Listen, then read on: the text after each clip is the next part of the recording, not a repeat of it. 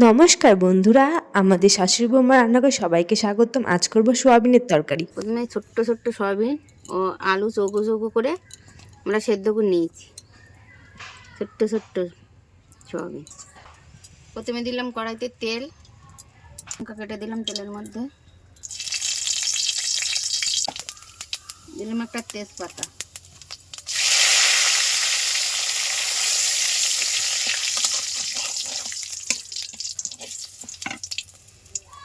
এবার আমি যে আদা লঙ্কা ও টমেটো পেস্ট করে রেখেছিলাম সেগুলো দিয়ে দিলাম।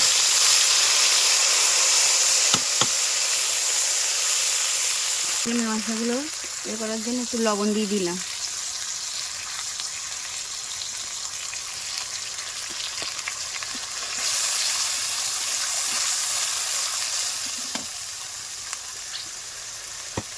দিলাম একটু হলুদ গুঁড়ো,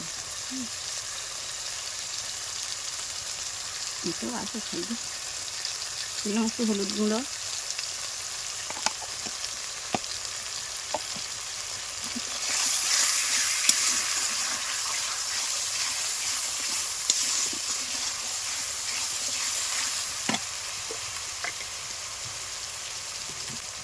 মিক্সি ধোয়া জল দিয়ে দিলাম। এর মধ্যে দিলাম একটু জিরের গুঁড়ো,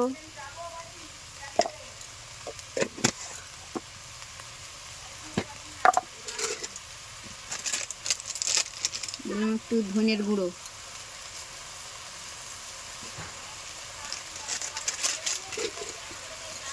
এই মশলাটা আমি কষিয়ে নেব। এর মধ্যে কাশ্মীরি লঙ্কার গুঁড়ো দিয়ে দিলাম। বাবা না একটু চিনি,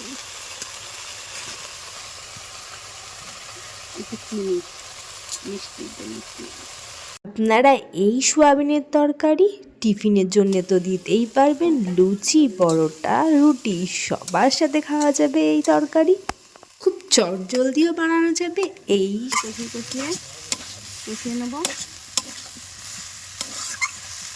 নিয়ে দিয়ে দেবো জল, পরিমাণ মতন জল, খুব বেশি না খুব কমও না।